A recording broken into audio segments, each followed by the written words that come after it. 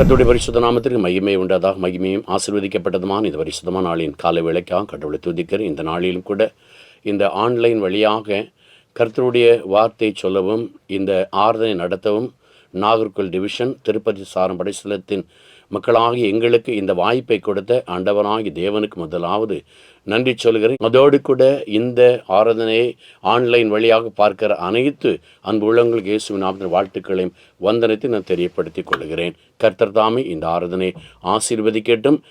நீங்கள் ஜெபத்தோடு கூட இந்த ஆராதனை கவனியுங்கள். கர்த்தர் பெரிய காரியங்களை செய்வாராக. ஆமே. துதிகளின் மத்தியில் வாசம் அடைகிறதான எங்கள் ஜீவனுள்ள நல்ல தகப்பனே, நன்றியோடு நாங்கள் உண்மை துதிக்கிறோம் ஆண்டவரே. மெய் ஸ்தோத்தரிக்கிறோம் ஐயா, ஸ்தோத்திரம் ஆண்டவரே.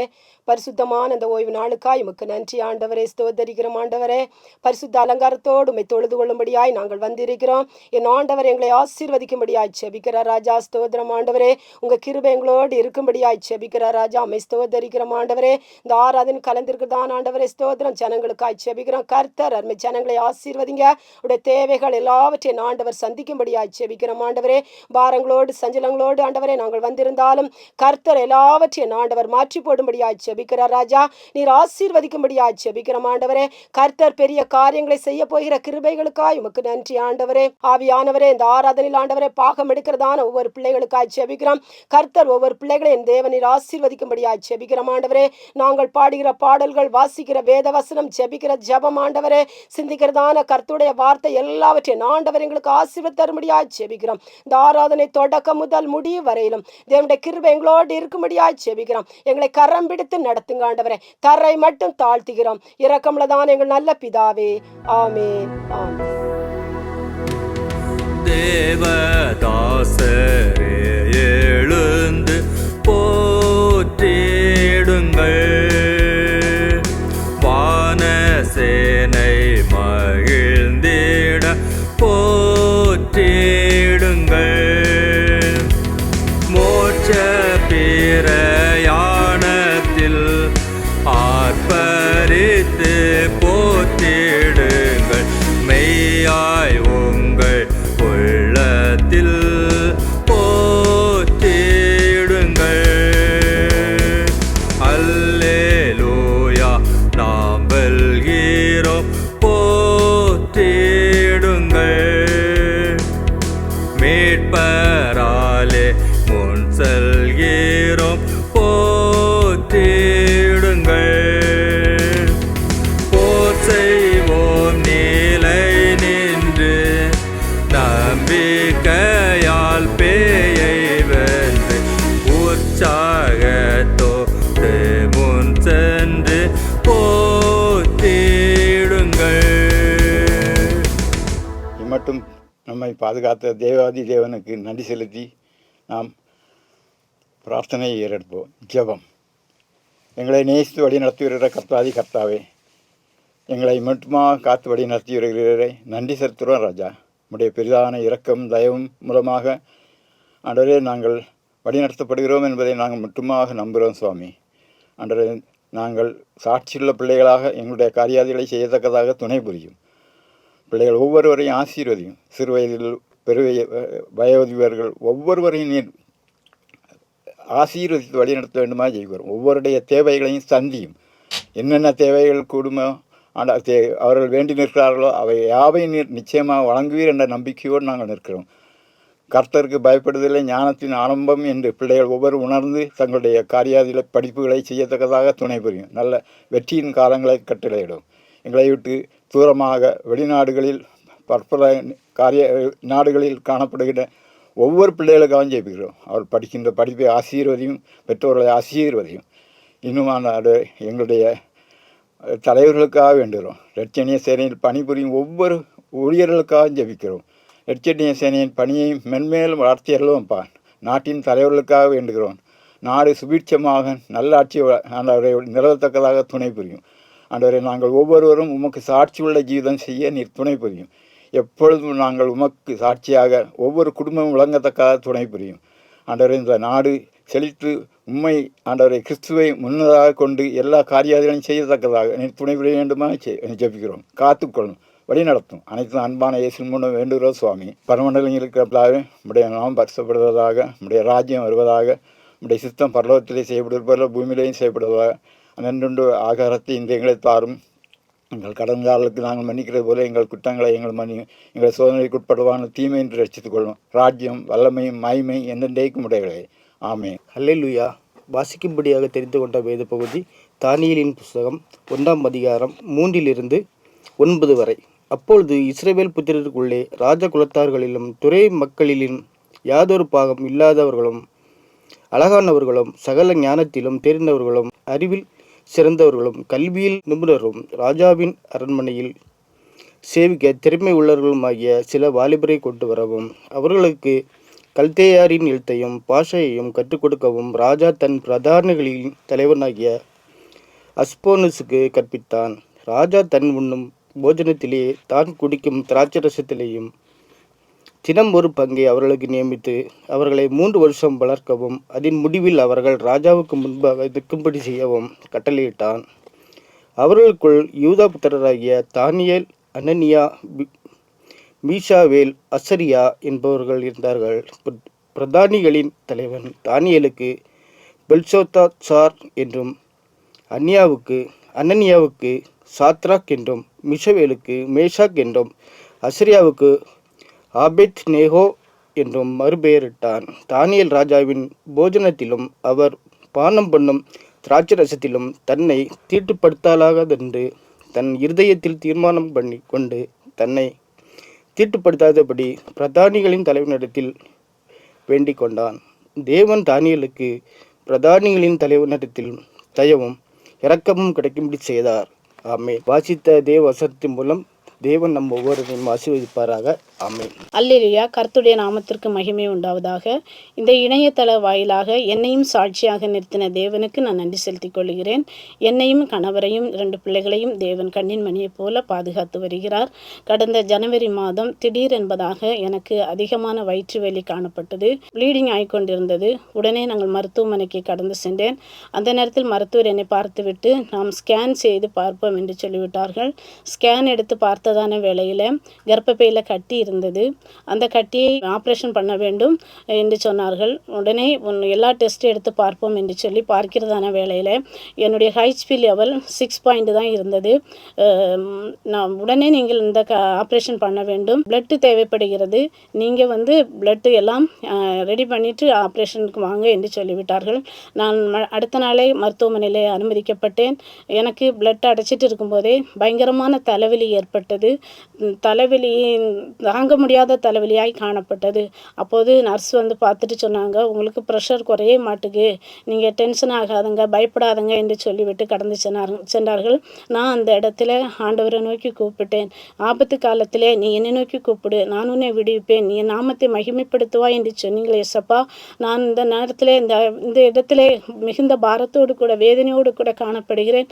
நல்லபடியாக ஆப்ரேஷன் முடிந்து ஒரு புது சுகத்தோடு என்னை வீட்டுக்கு நீங்கள் கூட்டிகிட்டு போங்க என்று சொல்லி அந்த இடத்துல நான் ஜெபித்து கொண்டிருந்தேன்.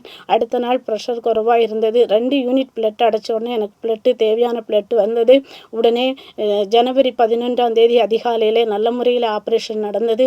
அந்த ஆப்ரேஷனில் தேவன் என்னோடு கூட இருந்து நல்ல சுகத்தோடு பலத்தோடு என்னை பாதுகாத்தார். எனக்காக திருச்சபை மக்கள், ஊழிய பிள்ளைகள் பாரத்தோடு ஜெபித்தாங்க. அதற்காக என் தேவனுக்கு நான் நன்றி செலுத்திக் கொள்கிறேன். ஏன்னா என்னுடைய வாழ்க்கையில் அநேக அற்புதங்களையும் அதிசயங்களையும் தேவாதி தேவன் செய்தார். அதே போல் உங்களுடைய வாழ்க்கையிலும் செய்ய வல்லவராய் இருக்கிறார். என்னுடைய சாட்சியை ஒரு வசனத்தின் மூலம் நான் முடித்துக் கொள்கிறேன். கர்த்தர் எனக்கு செய்த எல்லா உபகாரங்களுக்காகவும் அவருக்கு எண்ணத்தை செலுத்துவேன். ரட்சிப்பின் பாத்திரத்தை எடுத்துக்கொண்டு கர்த்தருடைய நாமத்தை தொழுது கொள்ளுவேன். ஆமென்.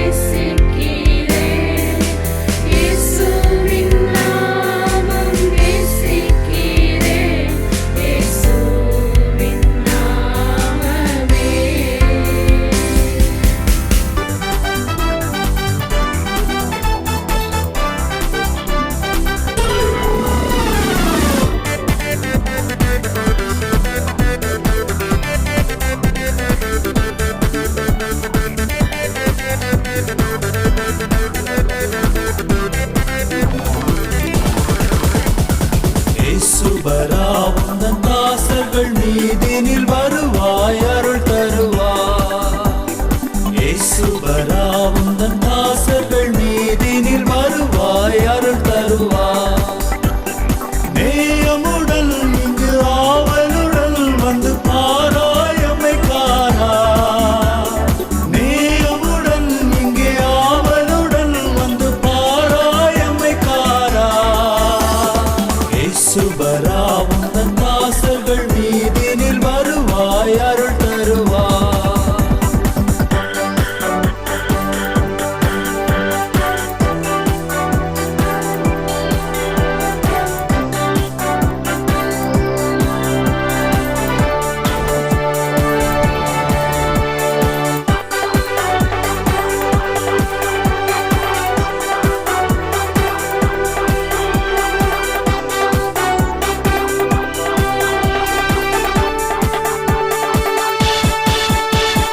சங்கீதம் பாடிய உம்மை அடியார்கள் போற்ற மகிழேற்ற.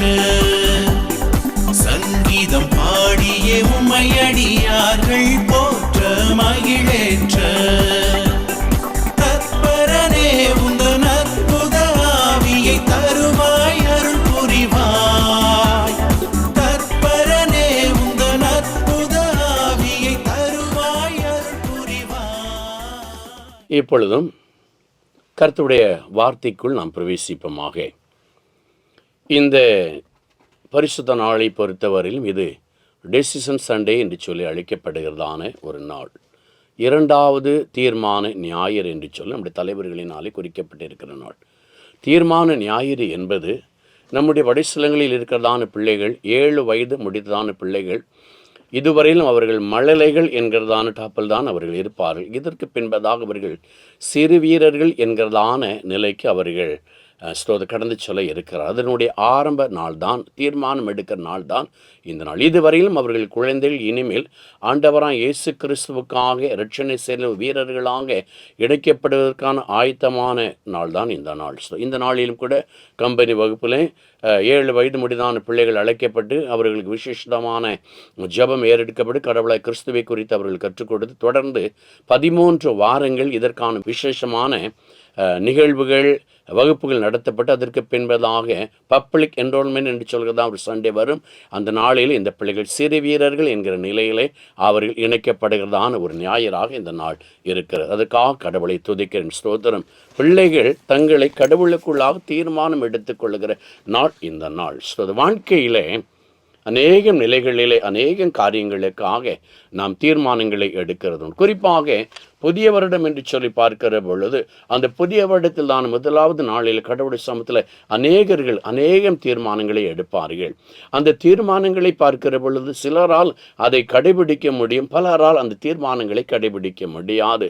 அப்படி வேதாகமத்தில் ஆண்டவனாகிய தேவனினாலே சொல்லப்பட்டிருக்கின்ற வேதத்தில் கர்த்தருடைய பிள்ளைகளினாலே சொல்லப்பட்டிருக்கிறதான சில தீர்மானங்கள், அவர்கள் எடுத்த தீர்மானங்கள் என்ன என்பதை குறித்து நாம் இந்த நாளிலும் அறிந்து கொள்வோமாக.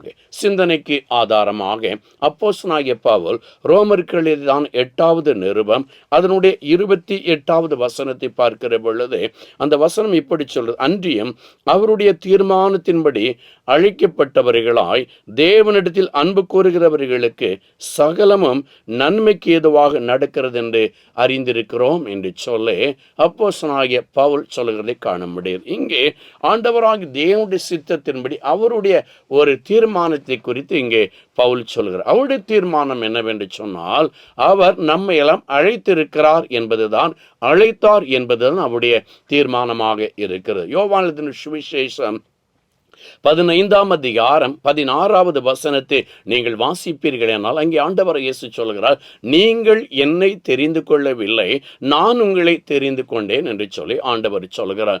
இந்த பிரபஞ்சத்தை ஆண்டவர் சீர்படுத்திய பொழுது அனைத்து காரியங்களையும் படைத்துவிட்டு இறுதியாகத்தான் மனிதனை தன்னுடைய சாயலிலே ஆண்டவர் உருவாக்கின. அவருடைய தீர்மானம் அதுவாகத்தான் இருந்தது. ஆனால் ஆண்டவர் நினைத்த காரியம் வேறு, ஆதி பெற்றோர்கள் ஆண்டவருக்கு முன்பு நடத்தியதான காரியம் காரியம் வேறுவாக இருந்தது. ஸ்தோத்திரம். ஏனென்று சொன்னால் படைத்த மனிதன் தன்னுடைய காரியத்திற்கு எல்லா நிலையிலும் கீழ்ப்படிவான், தன்னுடைய வார்த்தைகளுக்கு செவிசாய்ப்பான் என்றுதான் ஆண்டவர் நினைத்திருந்தார், தீர்மானித்திருந்தார். ஆனால் ஆதி பெற்றோர்கள் அந்த காரியங்களை செய்திருக்கவில்லை.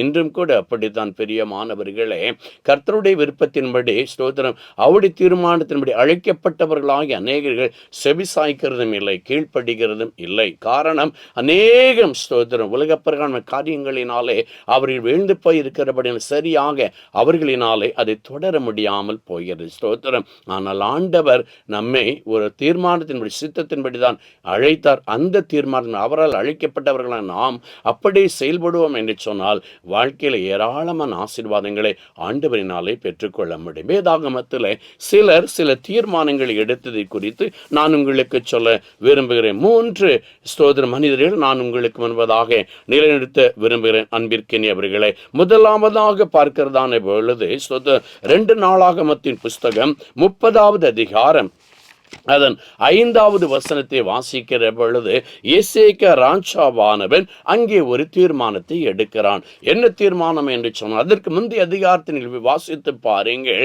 அநேக நாட்களாக கர்த்தருடைய ஆலயம் சுத்திகரிக்கப்படாமல் அழுக்கு நிறைந்ததாக, கேடு நிறைந்ததாக, திறக்கப்படாமல் பலவிதமான நிலைகளில் அது பாழாய் கிடந்ததை ஸ்தோத்திர வேதம் அங்கே சுட்டி காண்பிக்கிறார். அதைத் தொடர்ந்து எசேக்கியா ராஜா 25வது வயதில் அவன் ராஜாவாக தன்னை முடிசூட்டி கொண்டு 29 ஆண்டுகள் அவன் ஆளுகை செய்தான் என்று சொல்லி நம்மால் வாசிக்க முடியும். அப்படிப்பட்டதான் நிலைகளிலே என் அருமையான கர்த்தருடைய பிள்ளைகளை ஸ்தோத்திரம், அவன் செய்த முதலாவது காரியம் கர்த்தருடைய ஆலயத்தை திறந்து அதை அப்படி எல்லா நிலையிலும் ஜனங்களை கொண்டு அவன் சுத்திகரித்தான். கர்த்தருடைய ஆலயத்தை எல்லா நிலைகளும் அவன் சுத்திகரித்து செயல்படுத்தியதற்கு பின்பதாக அவனுக்குள் ஒரு எண்ணம் எழுகிறது. இஸ்ரவேலின் பிரதானமான பண்டிகையாகிய பஸ்கா பண்டிகையை ஆசரிக்க வேண்டும் என்று சொல்கிற எண்ணம் எழுகிறது.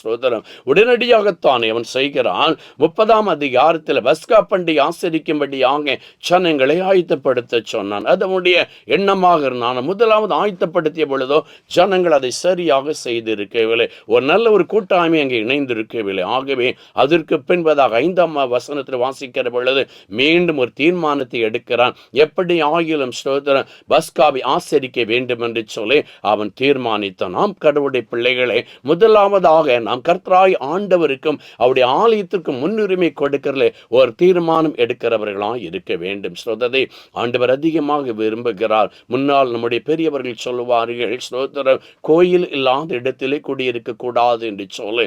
காரணம் என்னவென்று சொல்ல, கடவுளுக்கு கொடுக்கப்பட வேண்டியதான முக்கியத்துவத்தை கொடுக்கிற பொழுதுதான் நம்முடைய வாழ்க்கை, நம்ம குடும்பங்கள் ஆசீர்வதிக்கப்படும். ஆகவே தான் எசேக்கியா ராஜா பார்க்கிறான், நம்முடைய ஜனங்கள் தாங்கள் எல்லாரும் ஆசீர்வதிக்கப்பட வேண்டும் என்று சொன்னால் கடவுளுக்கு ஆராதனை செய்ய வேண்டும். கடவுளுக்கு ஆராதனை செய்யும்படியாக ஆலயத்தை பரிசுத்தப்படுத்தினால் மட்டும் போதாது, தங்களுடைய முன்னான நிகழ்வுகளின்படி பாரம்பரியத்தின்படி கடவுளுக்கு செய்ய வேண்டியதான அனைத்து பலிகளுக்குரிய காரியங்களையும் ஆராதனை செய்ய வேண்டும் என்று சொல்லி அவன் விரும்பியபடினாலே அவனுக்குள்ளாக கடவுளுக்கு முக்கியத்துவம் கொடுத்து முதலாவது தீர்மானத்தை அவன் எடுத்தான் என்று சொல்லி நீங்கள் இங்கே வாசிக்க முடியும். நாம் பிரியமானவர்களே, அவன் எடுத்த தீர்மானத்தின்படி ஸ்தோத்திரம் கர்த்தருக்கு அவன் பஸ்கா பண்டிகை ஆசரித்தான். கடவுள் அவர்களை அதிகமாய் ஆசீர்வதித்தார். நம்முடைய வாழ்க்கையிலும் கூட நாம் ஆசீர்வாதங்களை பெற வேண்டும் என்று சொன்னால் ஆலயத்திற்கு முன்னுரிமை கொடுக்கிறவர்களாக, ஆலயத்திற்கு செல்லுகிறவர்களாக இருக்கிற பொழுது மட்டுமே நம்முடைய வாழ்க்கை ஆசீர்வதிக்கப்படும். எசேக்கியா ராஜா இதற்கு ஒரு நல்ல உதாரணமாக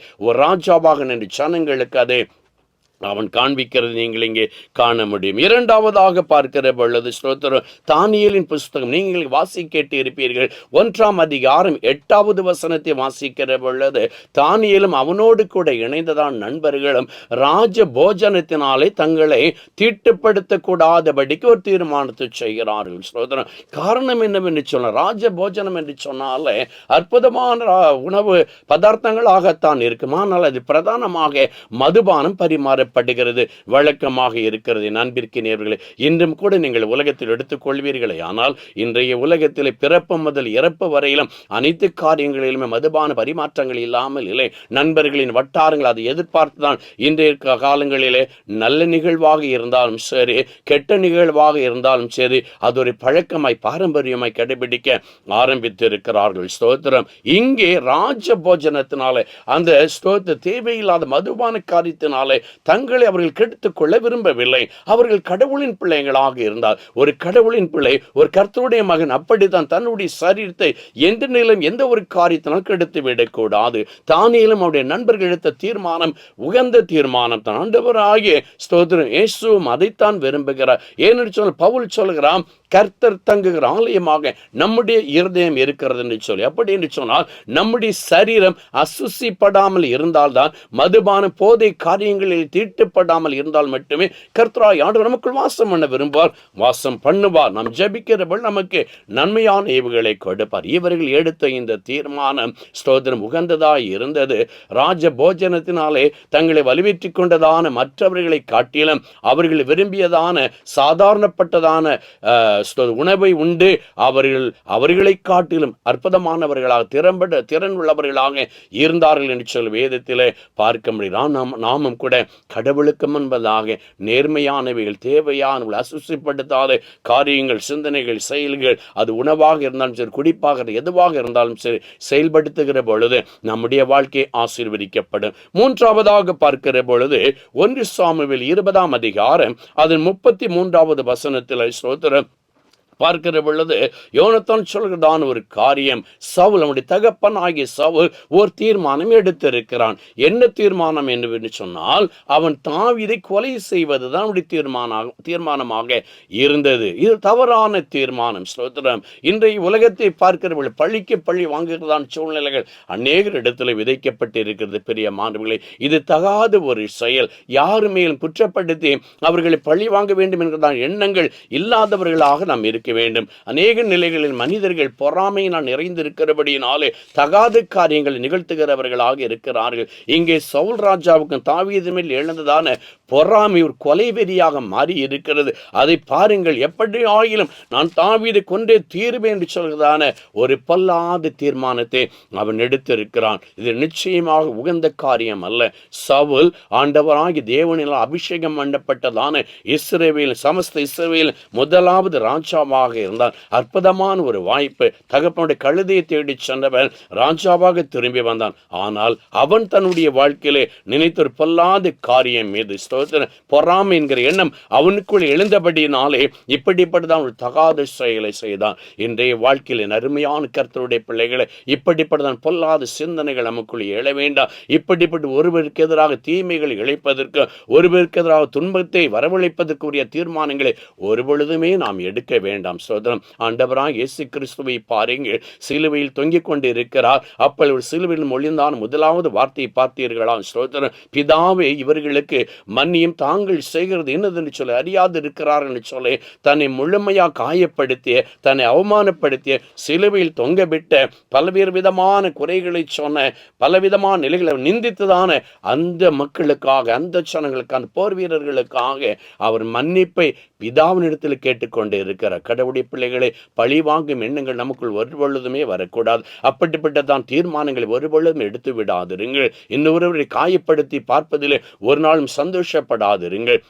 இங்கே சவுல் ராஜா அப்படிப்பட்டதான் காரியத்தில்தான் அவன் தீர்மானம் செய்தான். அது தவறான ஒரு காரியம். அப்படிப்பட்ட தீர்மானம் ஒருவேளை நீங்கள் செய்கிறதாக இருந்தால் கர்த்தராய் ஆண்டவர் ஒருபொழுதுமே அதற்கு துணை செய்ய மாட்டார். ஏனென்று சொன்னால் துன்மார்க்கரின் காரியங்களுக்கு ஆண்டவர் ஒருபொழுதும் துணை போகிற ஆண்டவர் அல்ல. நம்முடைய தேவன் நேர்மையாய் உண்மை செம்மையை நடக்கிறவர்களுக்கு மட்டுமே ஆசீர்வாதங்கள் வழங்குகிறவராக இருக்கிறார். ஆகவே இப்படிப்பட்ட தீய தகாத ஒரு தீர்மானத்தை உங்களுடைய வாழ்க்கை நீங்கள் எடுக்க வேண்டாம். ஸ்தோத்திரம். இந்த நல்ல நாளிலும் கூட எது தேவையோ அதை மட்டுமே நல்ல நிலையில் கடைபிடித்துக் கொள்ள ஸ்தோத்திரம். கர்த்தராய் ஆண்டவர் உங்கள் இருதயங்களிலே பேசட்டும். ஸ்தோத்திரம். கர்த்தருடைய ஆலயத்திற்கு செல்வதிலே, கர்த்தருடைய ஆலய ஆராதனை பங்கெடுத்துக் கொள்வதிலே நாம் தீர்மானம் எடுத்துக்கொள்ளும். அது உகந்த காரியம். அதே போல ஸ்தோத்திரம். என் அன்பிற்கினியவர்களை, இரண்டாவதாக பார்க்கிற பொழுது தீமையான பழக்க வழக்கங்களினாலே நம்முடைய சரீரத்தை கெடுக்காதபடி நல்ல ஒரு தீர்மானத்தை எடுத்துக்கொள்ளும். அது உகந்த காரியம். அமாறாக ஸ்தோத்திரம். இங்கு சவுல் ராஜா நினைத்த இந்த பொல்லாத தீர்மானங்களை ஒருபொழுதும் எடுக்க வேண்டாம். கடைசியாக ஒரு வார்த்தையை சொல்லி கர்த்தருடைய வார்த்தை நிறைவு கொண்டு வருகிறேன். ரோமருக்கு எழுதிய நிருபம் 14ஆம் அதிகாரம் அதன் 13வது வசனத்தை பாருங்கள். இப்படி இருக்க நாம் இனிமேல் ஒருவரை ஒருவர் குற்றவாளிகள் என்று தீர்க்காது இருப்போமாக, ஒருவனும் தன் சகோதரனுக்கு முன்பாக தடுக்கலையும் இடரலையும் போடலாகாது என்று தீர்மானித்துக் கொள்ளுங்கள் என்று சொல்லி அப்போஸ்தலனாகிய பவுல் இங்கே சொல்கிறதை காண முடிகிறதாம். யாருக்கு எதிராக எந்த பொல்லாத காரியங்களும் செய்யாதிருக்கும்படியான ஒரு நல்ல தீர்மானத்தை எடுத்து நம்மால் வாழ்க்கை சிதைக்கப்படுவது, நம்மால் வாழ்க்கை சிதிலமடைவதை விரும்பாதபடி அன்பை விதைத்து அன்பிற்கினியவர்களாக எல்லோரோடு கூட சந்தோஷமாய் ஒற்றுமாய் வாழ கர்த்தருக்கு நம்மை ஒப்பு கொடுப்போம். கர்த்தர் தாமே நம் அனைவரையும் அதிகமாய் ஆசீர்வதிப்பாராக. யாவரும் ஜெபம் செய்வோமாக. மகா உன்னதங்களில் வாசமாய் இருக்கிறதா நீங்க நல்ல பிதாவையும் ஸ்தோத்திரம் ஆண்டவரே.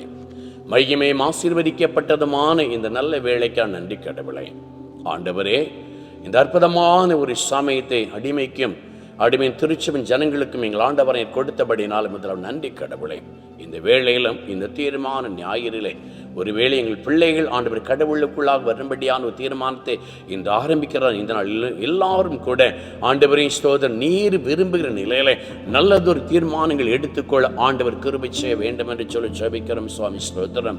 ஆண்டவரே ஸ்தோத்திரம். எசேக்கியா ராஜாவை போல கர்த்தருடைய ஆலயத்தை பாதுகாப்பதும், கர்த்தருடைய ஆலயத்தை பரிசுத்தப்படுத்துவதும், கர்த்தருடைய ஆலயத்திற்கு செல்வதும், ஆண்டவரே தேவையான முறைமையான பண்டிகைகளை அனுசரிப்பதும், பலிகளை செலுத்துவதுமான நல்ல ஒரு தேவனுடைய பிள்ளைகளாக நாங்கள் மாறும்படியாக நல்லதொரு தீர்மானங்களை நாங்கள் எடுக்கும்படியாக எங்கள் ஆண்டவராய் நீர் எங்களுக்கு கிருபை செய்ய வேண்டும் என்று சொல்லி ஜெபிக்கிறோம். சுவாமி, தானியேலும் அவனைச் சேர்ந்த நண்பர்களும் எவ்விதமாய் தங்களுடைய சரீரத்தை ஆண்டவரை உலகத்தின் காரியங்களை கெடுத்து விடாதபடி பரிசுத்தமாய் ஆண்டவர் வைத்திருக்க வேண்டும் சொல்லி விரும்பி ஒரு தீர்மானத்தை எடுத்தார்கள். ராஜ போஜனத்தினாலே தங்கள் சரீரத்தை கரைபிடித்துக் கொள்ளாதபடி இருக்கும்படியாக ஒரு தீர்மானத்தை எப்படி எடுத்தார்களோ அப்படிப்பட்டதான் ஒரு நல்ல தீர்மானத்தை நாங்கள் எடுப்பதற்கு எங்கள் ஆண்டவராய் நீர் உதவி செய்ய வேண்டும் என்று சொல்லி ஜெபிக்கிறோம். சுவாமி, ஆண்டவரே ஸ்தோத்திரம். மூன்றாவதாக நாங்கள் பார்த்தோமே, ஆண்டவர் சவுல் ராஜா தவறான ஒரு தீர்மானத்தை எடுத்தார். ஆண்டவரே ஒரு பாதகமான செயல் செய்வதற்கு தன் தீர்மானித்துக் கொண்டான். கடவுள், இப்படிப்பட்டதான் ஒரு எண்ணம் எங்களுக்கு எழாது இருக்கும்படியா கடவுளே